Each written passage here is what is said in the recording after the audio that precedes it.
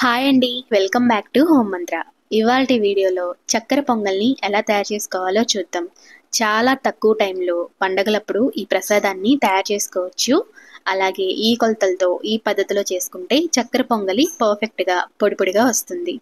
మరి మీరు కూడా ఈ పద్ధతిలో ఒకసారి చక్కెర పొంగల్ని ట్రై చేయండి. తప్పకుండా ఫస్ట్ టైం చేసినా కానీ పర్ఫెక్ట్గా కుదురుతుంది. తక్కువ టైంలో తక్కువ పదార్థాలతో చేసుకునే ఈ చక్కెర పొంగల్ని పండగలప్పుడు చేసుకొని నైవేద్యంగా సమర్పించండి. మరి చక్కెర పొంగల్ని ఎలా తయారు చేయాలో ఆ ప్రొసీజర్ ఏంటో చూసేద్దాం. చక్కెర పొంగల్ తయారు చేసుకోవడానికి ముందుగా ఒక కుక్కర్ గిన్నెని తీసుకొని అందులోకి పావు కప్పు పెసరపప్పును వేసుకోండి. పెసరపప్పుని వేసుకున్న తర్వాత పెసరపప్పుని లో ఫ్లేమ్ మీద బాగా ఎర్రగా వచ్చే వరకు ఫ్రై చేసుకోవాలి. పెసరపప్పుని ఇలాగా ఎర్రగా వేయించుకోవడం వల్ల చక్కెర పొంగలి ముద్దగా కాకుండా పొడి పొడిగా వస్తుంది. కాబట్టి తప్పకుండా పెసరపప్పుని ఇలా బాగా ఎర్రగా వచ్చే వరకు వేయించుకోండి. చూసారు కదా, ఈ విధంగా వేయించుకుంటే సరిపోతుంది. ఇప్పుడు స్టవ్ ఆఫ్ చేసుకొని ఇందులోకి ముప్పావు కప్పు బియ్యాన్ని వేసుకోండి. పావు కప్పు పెసరపప్పు, ముప్పావు కప్పు బియ్యం మొత్తం కలిపి 1 కప్పు. స్టవ్ ఆఫ్ చేసిన తర్వాత ఇలా వేసుకొని ఆ వేడి మీదే ఇలా బియ్యాన్ని పెసరపప్పుని కలుపుకోండి. ఇలా వేయించుకోవడం వల్ల బియ్యం కూడా కొంచెం క్రిస్పీగా అవుతాయి. ఇలా పెసరపప్పుని బియ్యాన్ని వేయించుకోవడం వల్ల చక్కెర పొంగల్ అనేది పొడి పొడిగా వస్తుంది, ముద్ద ముద్దగా కాకుండా ఉంటుంది. కాబట్టి తప్పనిసరిగా వేడి మీద ఇలాగా పెసరపప్పుని బియ్యాన్ని 2 నిమిషాలు వేయించుకోండి. ఇప్పుడు ఇందులోకి వాటర్ పోసుకొని 2 సార్లు శుభ్రంగా కడిగేసుకోవాలి. ఇలా శుభ్రంగా కడిగేసుకున్న తర్వాత ఇందులోకి 1 కప్పు వాటర్ పోసుకోవాలి. అంటే 1 కప్పు అలాగే ఇంకొక 1/2 కప్పు వాటర్ పోసుకొని అందులోకి 1 టేబుల్ స్పూన్ నెయ్యి వేసుకోండి. తర్వాత కుక్కర్ మూత పెట్టేసుకొని హై ఫ్లేమ్ మీద 2 విజిల్స్ రానివ్వాలి. బియ్యం నానబెట్టాల్సిన అవసరం అయితే ఏమీ లేదు. ఈలోగా స్టవ్ మీద మరొక ప్యాన్ పెట్టుకొని అందులోకి 1/2 కప్పు పంచదార వేసుకోవాలి. అలాగే 1 అరకప్పు బెల్లాన్ని వేసుకోవాలి. అలాగే ఇందులోకి 1 అరకప్పు వాటర్ పోసుకోవాలి. వాటర్ అరకప్పు పోసుకుంటే సరిపోతుంది. ఎక్కువ వాటర్ పోసామంటే మనం రైస్ని ఇందులో ఎక్కువగా ఉడికిస్తే ముద్ద ముద్దగా అవుతుంది. కాబట్టి అరకప్పు వాటరే వేసుకోండి. ఇప్పుడు లో ఫ్లేమ్ మీద బెల్లాన్ని పంచదారని కరిగించుకోవాలి. మీడియం ఫ్లేమ్ కానీ హై ఫ్లేమ్ కానీ పెట్టామంటే పంచదార అనేది పాకం రావడం స్టార్ట్ అవుతుంది. కాబట్టి ఇలా లో ఫ్లేమ్ మీద బెల్లం పంచదార కరిగేటట్టుగా కరిగించుకోవాలి.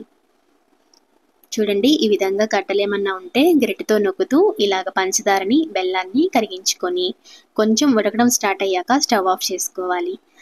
ఇక్కడ పాకం ఏమి రావాల్సిన అవసరం లేదు, 1/3 కన్సిస్టెన్సీ వస్తే సరిపోతుంది. ఇప్పుడు ఇందులోకి యాలకుల పొడి వేసుకోండి. స్టవ్ ఆఫ్ చేసుకొని యాలకుల పొడి వేసుకొని మొత్తం ఒకసారి కలుపుకోండి. ఈ బెల్లం సిరప్ అనేది కొంచెం చిక్కగా ఉండాలి, వాటరీగా ఉండకూడదు. అంటే కొంచెం జిగటగా ఉండాలి. చూడండి, ఈ విధంగా గరిటె పెట్టి ఒకసారి చేతితో పట్టుకొని చూడండి. మన చేతికి జిగటగా తగులుతుంది. అలాగే ఇలా అంటే 1/3 కన్సిస్టెన్సీ ఉంటుంది.